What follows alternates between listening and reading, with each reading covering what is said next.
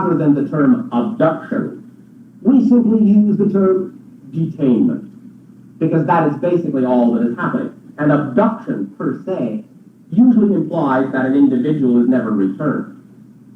The idea is that individuals make agreements, make contracts, to meet at certain times in certain places with those beings, whether they remember they have or not, to undergo certain interactions that will bring out fear within them. Now, this does not mean that they are actually being harmed, nor does it mean that the things that the extraterrestrials do are, in that sense, truly fear-causing.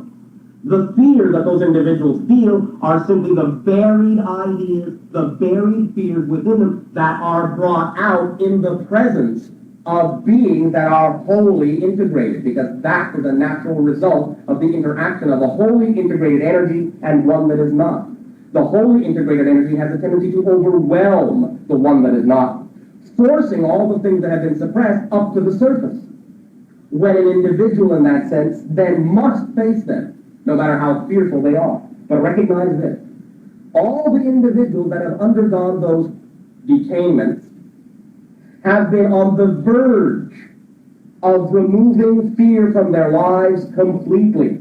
The only individuals that happens to on your planet are individuals that have a very small amount of fear left to deal with.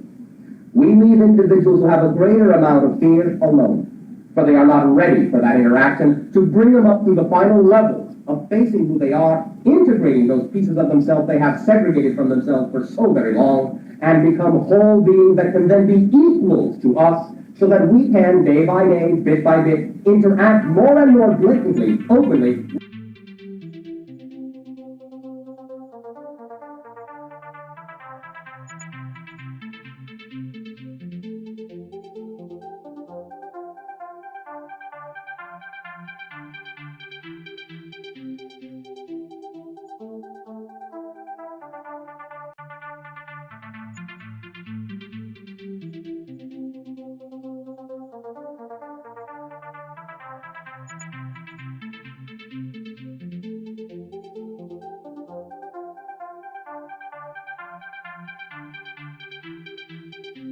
We are the Yale Shillinaya.